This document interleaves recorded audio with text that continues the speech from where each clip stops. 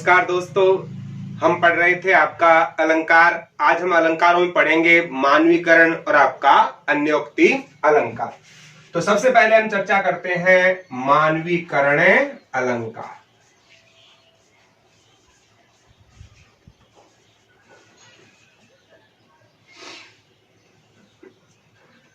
मानवीकरण शब्द है वो किससे बना है?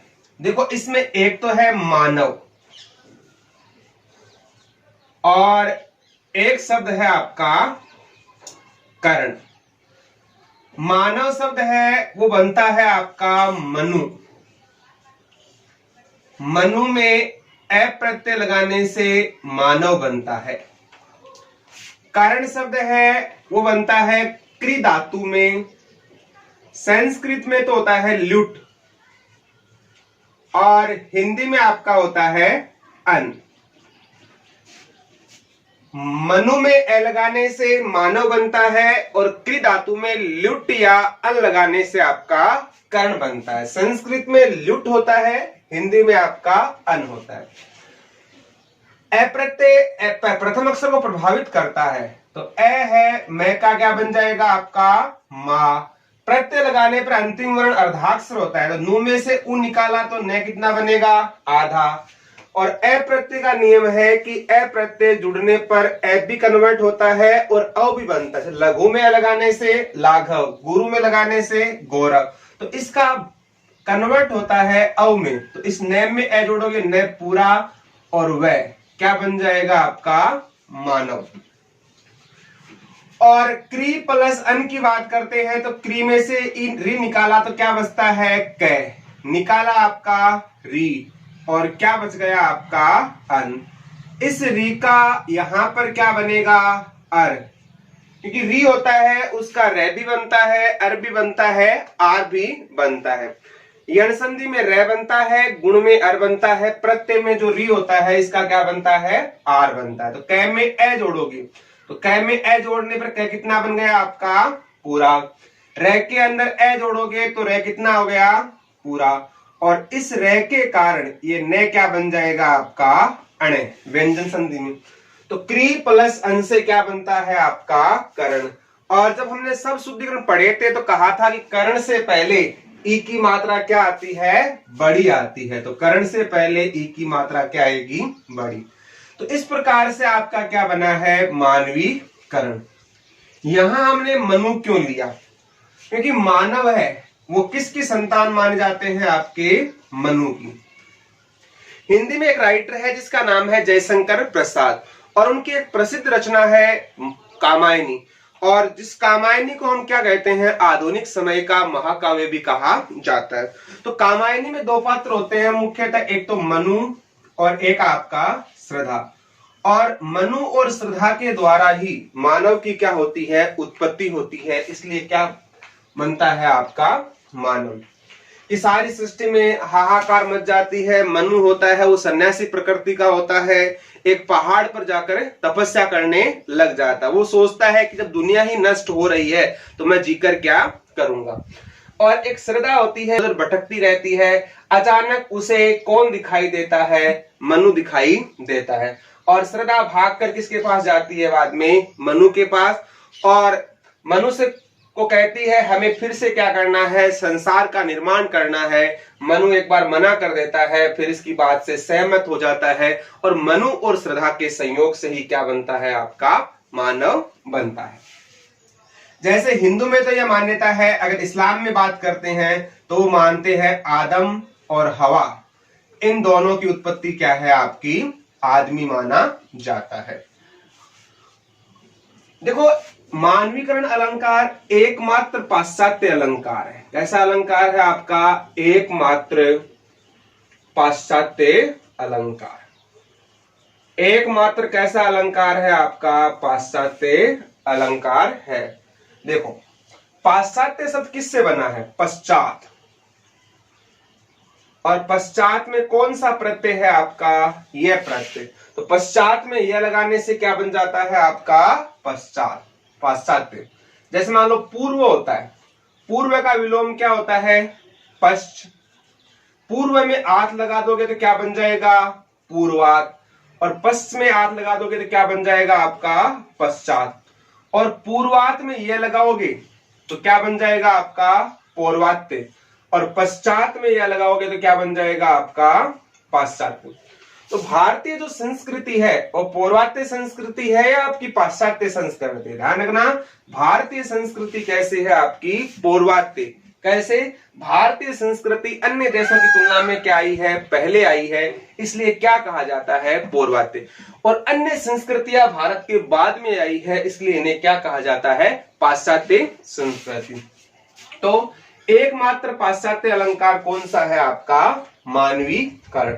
अब ये मानवीकरण अलंकार होता क्या है? देखो, प्रकृति होती है, प्रकृति के जो पदार्थ होते हैं वो किस अवस्था में होते हैं? जड़ या अचेतन रूप में होते हैं। जब प्रकृति के जड़ या अचेतन पदार्थ को मानव के रूप में क्रिया करते हुए दिखाया जाता है, मानव के रूप में क्रिया करते हुए दिखाया जाता है कि प्रकृति के जो जड़ या अचेतन पदार्थ है अगर वो मनुष्य की तरह काम करते हुए दिखाई देते हैं, क्योंकि प्रकृति से मान लो आपने कहा प्रकृति में सूर्य है, चंद्रमा है, पेड़ पौधे हैं, ये अपने स्थान पर रहते हैं, यानी कोई गति नहीं करते हैं, जीव नहीं होता है इनमें, और ये जब मनुष्य की तरह काम करते हैं तो कौन सा अलंकार होता है आपका? मानवीकरण। जैसे आप कहो, जैसे चंद्रमा को देखकर आप कहो कि चंद्रमा हंस रहा है, तो क्या वास्तव में चंद्रमा हंसता है क्या? नहीं। चंद्रमा एक प्रकृति का उपादान है, पदार्थ है, और ये मनुष्य की तरह आप कह रहे हो कि वो हंस रहा है, तो क्या हो गया आपका? मानवीकरण अलंकार। जैसे मान लो कोई बेल है और जब हवा का झोंका आए और बेल जब हिलती है तो आप क्या कहते हो? यार बेल तो नायिका की तरह क्या कर रही है? हिल रही है। तो आपने प्रकृति की उस बेल को किसका उपमान, किसके ऊपर आरोपित कर दिया? नायिका के ऊपर आरोपित कर दिया। तो ऐसा किसमें आता है आपका? मानवीकरण अलंकार के अंदर। तो इसका आप स्क्रीनशॉट लीजिए, आगे बढ़ते हैं, एग्जाम्पल लेते हैं। तो मानवीकरण एकमात्र पाश्चात्य अलंकार है, प्रकृति ऑलमोस्ट जड़ या अचेतन रूप में होती है, और जब वह मनुष्य की तरह काम करती है तो कौन सा अलंकार माना जाता है आपका? मानवीकरण अलंकार माना जाता है। कुछ एग्जाम्पल देखते हैं इसके।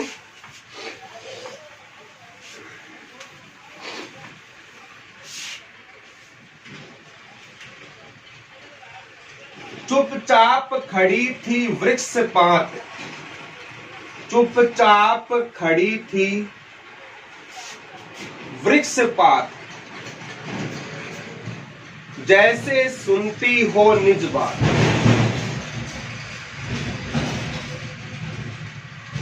जैसे सुनती हो निज बात। चुपचाप खड़ी थी वृक्ष पात, जैसे सुनती हो निज बात। चुपचाप का मतलब मौन, वृक्ष यानी पेड़। जैसे मान लो पेड़ पौधे हैं, हवा नहीं आ रही है, बिल्कुल शांत खड़े हैं, और आप ये कहते हो कि लगता है ये इस प्रकार से चुप खड़े हैं जैसे हमारी बात सुन रहे हो। बताओ पेड़ों के कान होते हैं क्या? नहीं। पेड़ सुन सकते हैं? नहीं सुन सकते। लेकिन हमें इसे मनुष्य की तरह दिखा दिया, ये पेड़ है, वो हमारी क्या कर रहे हैं? बात सुनते हैं। जैसे मान लो हम कोई गुप्त बात करते हैं तो हम धीरे से बोलते हैं, हम क्या कहते हैं? दीवारों के भी कान होते हैं। क्या दीवार के वास्तव में कान होते हैं क्या? नहीं। लेकिन हमने दीवारों के भी कान होते हैं। दीवार भी कैसा पदार्थ है आपका? निर्जीव पदार्थ है, और हमने उसको भी क्या बना दिया? हम सजीव की तरह काम करते हुए दिखा दिया। तो वो भी किसमें आएगा? आपका मानवीय। तो इतना ध्यान रखना, अगर निर्जीव पदार्थों में, प्रकृति के पदार्थों में अगर हम मनुष्य की तरह काम करना दिखाते हैं, मनुष्य की तरह क्रियाशील होना बताते हैं, तो वो कौन सा होता है? आपका मानवीकरण अलंकार। मेघ आए बड़े बंठन के संवर के, मेघ आए बड़े बंठन के संवर के, मेघ आए बड़े बंठन के संवर के, जैसे गांव में पाहुन आए हो शहर से। कविता है कि मेघ आए बड़े बंठन के संवर के, जैसे कोई दामाद है अपने ससुराल या गांव में कहीं जाता है, बड़ा सज धज कर जाता है, तो वैसे ही मेघ यानी बादल, जैसे बादल है वो सज संवर के क्या हो रहा है, आ रहा है। जब बादल आता है तो काली घटाएं होती है, लाली माली होता है, तो ऐसा लगता है कि बादल है वो मेहमान की तरह है, सज संवर के आ रहा है। तो यहां भी बादल में किसके गुणों का आरोपण कर दिया, दामाद के या मेहमान के गुणों का आरोपण कर दिया। जैसे एक ठिगना सा चना, एक ठिगना सा चना बांधे मुरेठा शीश पर, एक ठिगना सा चना बांधे मुरेठा शीश पर, एक ठिगना सा चना बांधे मुरेठा शीश पर। जैसे एक कविता है चने के ऊपर, एक ठिगना सा चना, ठिगना यानी छोटा, चने का जो पौधा होता है उसकी आकृति छोटी होती है, और चने के ऊपर जो फूल लगते हैं वो गुलाबी रंग के होते हैं, और ऐसा लगता है जैसे कोई दूल्हा है, उसने अपने सिर पर क्या बांध रखी हो, पगड़ी बांध रखी हो। चने को, पौधे को तो क्या दे दिया, छोटे कद का, और जो फूल है उसको किसका रूप दे दिया, पगड़ी का। चना कैसा पदार्थ होता है, प्रकृति का जड़ पदार्थ है, और उसको एक दूल्हे के रूप में क्या किया गया है, दिखाया गया है। जैसे अलसाई लता हो, ओट हो, किवार की जैसे लता है, बेल है, वो नायिका की तरह अपने प्रियतम का इंतजार कर रही है, वहां भी कौन सा अलंकार है आपका, मानवीकरण अलंकार है। बीती विभावरी जागरी, बीती विभावरी जागरी अंबर पनघट में डूबो रही, अंबर पनघट में डूबो रही, तारा घट उषा नागरी, बीती विभावरी जागरी अंबर पनघट में डूबो रही, तारा घट उषा नागरी। इसमें रूपक अलंकार भी है, जैसे अंबर को किसका रूप दे दिया, पनघट का, तारे को घड़े का, उषा को नायिका का, इस प्रकार का रूपक दिया हुआ है, तो रूपक अलंकार भी है इसके अंदर। बीती विभावरी की रात है वो बीत गई है, और रात जब बीतती है तो प्रातःकालीन जो समय होता है तो उस समय आसमान काला काला सा लगता है, और तारे हैं सुबह के समय उस आसमान में ऐसे लगते हैं गायब हो रहे हैं। तो देखो सीधी सी बात देख क्या रखा है, बीती विभावरी जागरी कि रात बीत गई है, और जब उषा काल है, उषा काल में तारे हैं वो आसमान में क्या होते हैं, खो जाते, सामान्य अर्थ है। लेकिन दिखाया क्या गया है कि उषा रूपी नायिका तारे रूपी घड़े के अंदर है ना, आसमान रूपी क्या है, पनघट, तो उस जैसे कोई नायिका है घड़े में क्या डाल रही है, उन तारों को डाल रही है। तो इसी प्रकार से उषा को किसका रूप दे दिया, नायिका का दे दिया, तारों को घड़े का रूप दे दिया, और अंबर को पनघट का रूप दे दिया। तो यहाँ रूपक अलंकार भी है, और सजीव चित्रण करने के कारण यहाँ आपका मानवीकरण अलंकार भी है। उषा सुनहले तीर बरसाती हुई, उषा सुनहले तीर बरसाती हुई,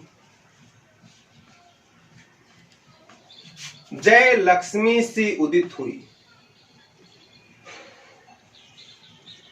जय लक्ष्मी सी उदित हुई। उषा यानी प्रातः काल, सुनहले तीर सोने के तीर, जय लक्ष्मी। उषा यानी प्रातः काल को किसका रूप दे दिया गया कि जब प्रातः काल में सूर्योदय होता है तो सूर्य की जो किरणें हैं वो कैसी होती है, सुनहरी। तो यहां कह दिया जैसे कोई लक्ष्मी है और वो सुनहले रंग के या सोने के तीर बरसाती हुई आ रही है। तो यहाँ भी प्रातः काल के ऊपर लक्ष्मी के समान क्या दिया गया है, आरोपण किया गया है, मानव चित्रण किया गया। एग्जाम्पल देखते हैं। जगी वनस्पतियां अलसाई, जगी वनस्पतियां अलसाई,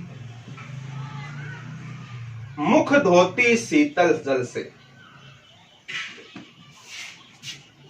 जगी वनस्पतियां अलसाई, मुख धोती शीतल जल से। जैसे जगी वनस्पतियां अलसाई, जैसे आप देखते हो सुबह सुबह ओस पड़ती है, और जब ओस पड़ती है तो प्रातः काल ओस की बूंदें हैं जो पेड़ पौधे, छोटे छोटे पौधे होते हैं, उसके ऊपर ऐसा लगता है जैसे कोई अपने मुख को किसके द्वारा धो रहा है, शीतल। जैसे हम सुबह सुबह क्या करते हैं, अपने मुख को धोते हैं तो पानी की बूंदें मुख पर गिर जाती है, तो वैसे ही पौधों पर जो पानी की बूंदें हैं इस प्रकार लग रहा है जैसे कोई छोटे पौधे हैं वो मनुष्य की तरह क्या धो रहे हैं, मुख को धो रहे हैं। तो आपको इतना ही ध्यान रखना है, जब प्रकृति के पदार्थ है मनुष्य की तरह काम करते हैं तो वहां पर कौन सा अलंकार होता है, मानवीकरण अलंकार होता है। तो स्क्रीनशॉट लीजिए इसका। सबसे पहले हम बात करते हैं अन्योक्ति शब्द किससे बना है। ये बना है आपका अन्य प्लस उक्ति से। संधि कौन सी है इसमें आपकी, गुण संधि, ए प्लस उ बराबर ओ।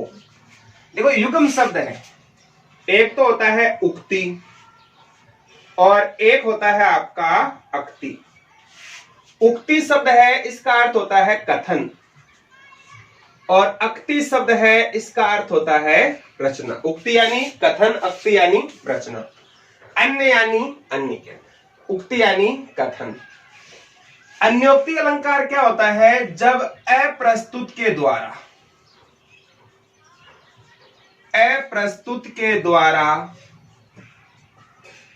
प्रस्तुत का ज्ञान करवाया जाता है। अप्रस्तुत के द्वारा प्रस्तुत का ज्ञान कराया जाए। अप्रस्तुत का मतलब है कि आपको बात किसी को दूसरी कहनी है, और अगर आप वह बात उसको डायरेक्टली नहीं कहकर इनडायरेक्टली आप जो बात कहना चाहते हो वह उस तक पहुंचा देते हो, यानी अप्रस्तुत है उसके द्वारा प्रस्तुत का ज्ञान कराना ही क्या है, अन्योक्ति है। सामान्य शब्दों में देखते हैं, किसी अन्य को माध्यम बनाकर,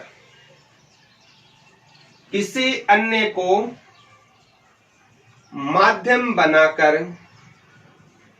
वास्तविक अर्थ तक पहुंचना।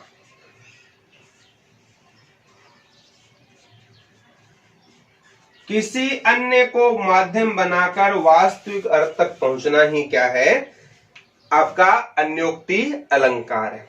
जैसे मान लो कोई आपके कुछ फ्रेंड्स बैठे हो, आपको कोई बात कहनी हो, अगर आप सबके सामने उसको कहोगे तो वो बुरा मानेगा कि यार क्या कह रहा है। अगर आप उसके स्थान पर किसी दूसरे घटनाक्रम से या कोई बात कहकर आप उसको समझाना चाहो, जो बात कहनी थी वो आप नहीं कही और आपने उस बात के साथ दूसरी बात जोड़ के कही, और लेकिन जिससे आप बात कर रहे हो वो आपकी बात समझ जाता है कि मैं अगला जो कहना चाह रहा है मुझे उस संदर्भ में कह रहा है। जैसे बिहारी का दोहा प्रसिद्ध है, माली आवत देखकर कलियन करी पुकार।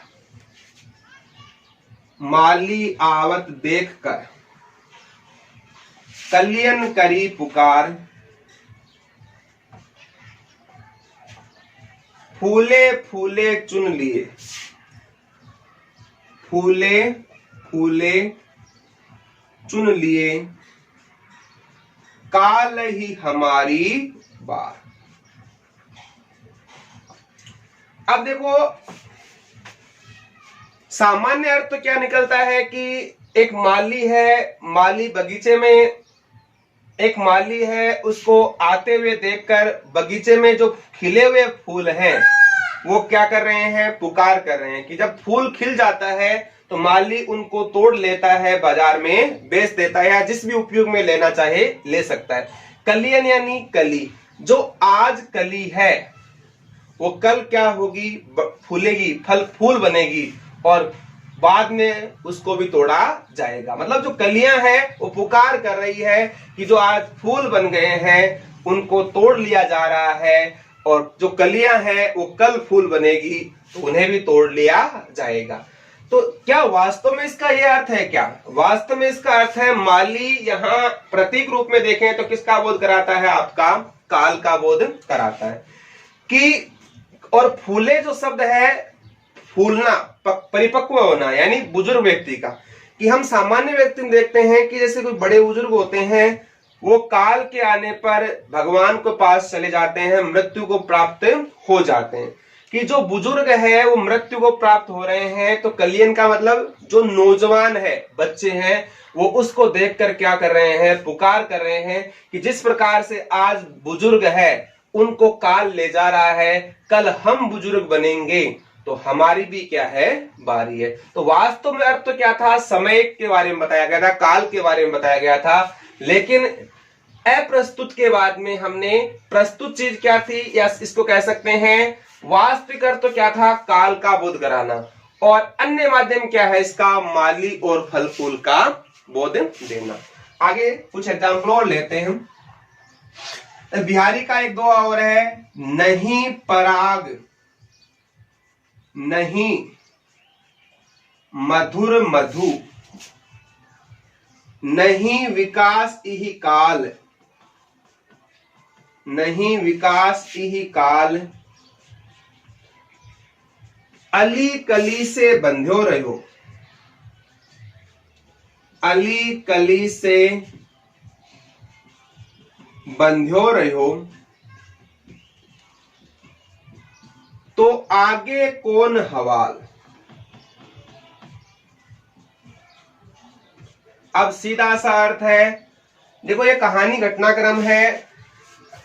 जो बिहारी थे वो जयसिंह के दरबार में रहते थे, और जयसिंह की नई नई शादी हुई थी, और उसकी रानी इतनी रूपवती थी कि शादी के बाद में वो अपने राजसी जो कार्यकलाप है, राजपाट है, उसको त्याग कर अपनी रानी के ही प्रेम जाल में फंस कर रह गया, और उसने सारे राजकार्य छोड़ दिए।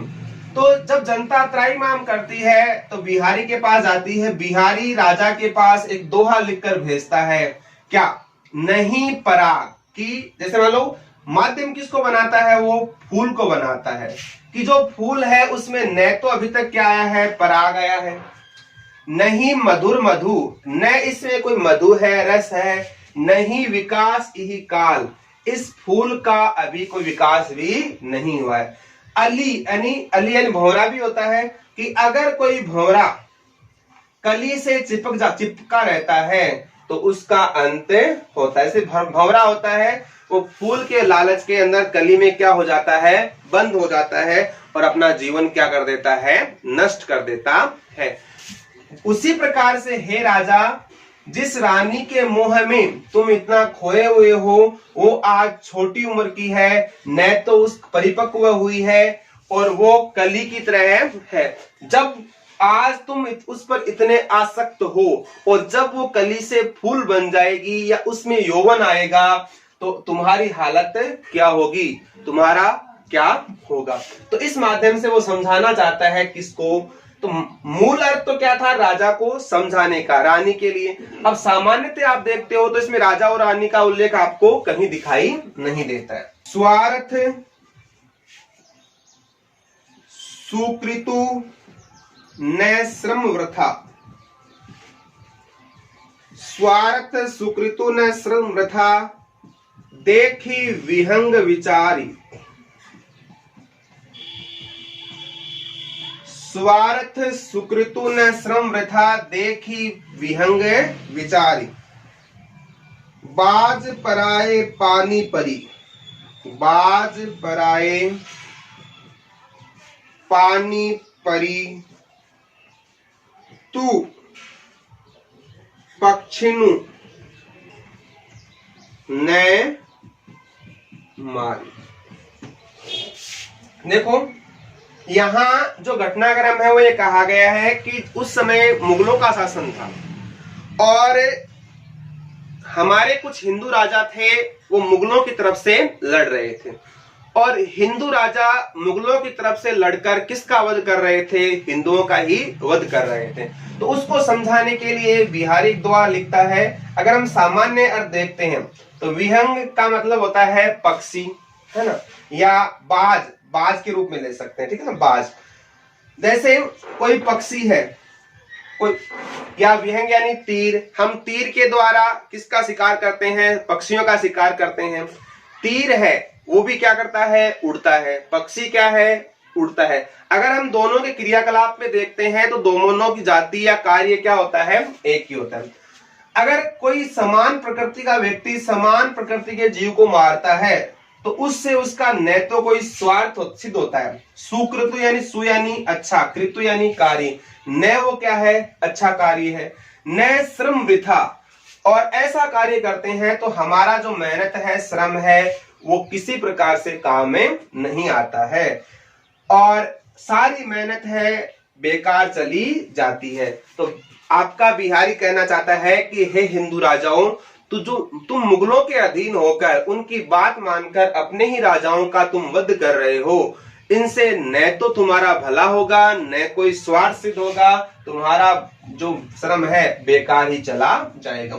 तो जब वास्तविक अर्थ कुछ अलग होता है और हम उससे अलग अर्थ निकालते हैं और किसी को माध्यम बनाकर अन्य कथन कहकर जब हम वास्तविक अर्थ तक पहुंचते हैं तो ऐसा आपका कौन सा अलंकार होता है, अन्योक्ति अलंकार होता है। स्क्रीनशॉट लीजिए इसका।